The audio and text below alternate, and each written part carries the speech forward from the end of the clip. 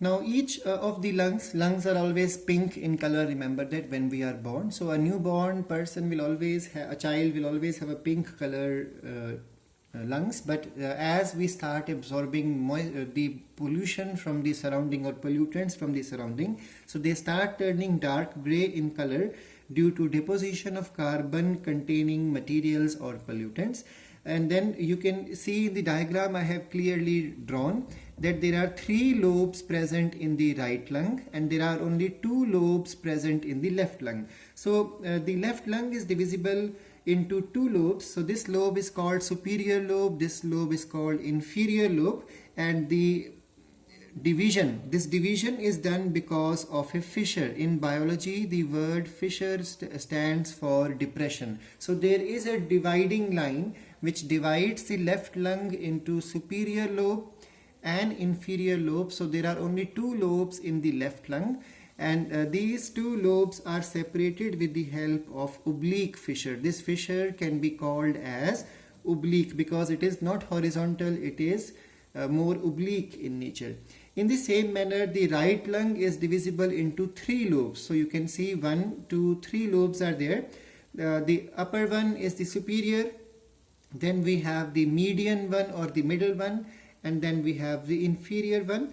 Now in this case there are 2 fissures present here. This fissure is called oblique and this fissure can be called as, it is more horizontal comparatively, so it is called as horizontal fissure. So there are 2 fissures in the right lung and there is only 1 fissure in the left lung. The right lung's fissures are oblique and horizontal, and the left lung fissure is just one, and that is the oblique one. Therefore there are 3 lobes in the right lung, superior, median and inferior, and there are only 2 lobes in the case of the left lung, and they are superior and second one is the inferior one.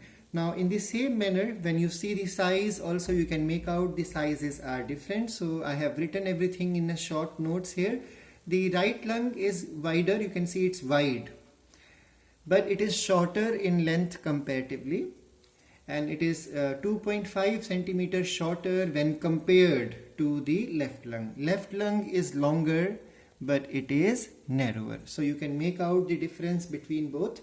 And then one more difference, which is the easiest one. When you see the size, this one appears to be larger. So because it is larger, it is going to be heavier also. So the right lung is 625 gram in weight and the left lung is 565 gram in weight. So you can make out the difference between the width as well as length as well as the weight also. So there are 3 lobes and then 10 segments in the right lung, and there are 2 lobes and 8 segments in the left lung. In the same manner, now you can see the hilum position is also different.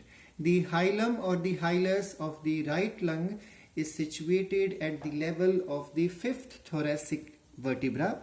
So that means just at the point where branching occurs. But in the case of the left lung, it is situated at the level of the 6th thoracic vertebra. You can see one more easy difference. There is a notch present here. This depression is called as notch. Now what is the function of this notch? This notch is also called as cardiac notch because this is the position where heart is present. So cardiac notch is present in the case of the left lung, and the cardiac notch is absent, or there is no such notch present in the case of the right lung. So I hope these differences are getting clear to you. Now the next thing to understand is that which I told in the last class also, birds have a sound box which is called as syrinx with a trachea below the larynx. So they have a larynx also, but the sound is produced not by larynx but by the syrinx. Now some important points which may come in the MCQs. What is conducting zone? We have learned about the respiratory tract. So conducting zone is the zone from trachea up to the terminal bronchiole, and the respiratory zone is from the respiratory bronchiole up to the level of the alveoli or the respiratory membrane or functional membrane here. Now the functional unit of lungs, we all know the functional unit and structural component of the lungs are the alveoli. So alveoli are the place where gas exchange occur, and approximately each lung carries 300 million alveoli. And just remember that each alveoli, when it is inflated, that means air is inside it, so it becomes swollen. So inflated diameter of an alveoli is around 250 micrometer, and when you multiply it to the size of the whole number of the alveoli inside, it will come out to be somewhere around 140 meters square to 200 meters square. So this is greater size when compared to the human skin. Human skin forms a lesser surface area when compared to all alveoli multiplied together with the surface area.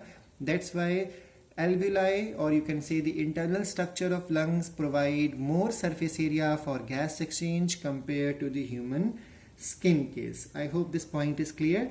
And another thing you need to remember is that the respiratory membrane across which the gas exchange occurs is very much thin, and its thickness is only 0.2 micrometers. So I hope these points are all clear to you. Let's move on to the next topic, and that is the functions of the lung. Now, how do lungs function? Or you can say there are two types of lungs according to how do they function. So some of the lungs are called as positive pressure lungs because they function by developing a positive pressure inside, and then there are some lungs which function by creating a negative pressure inside. So let's understand what exactly this means.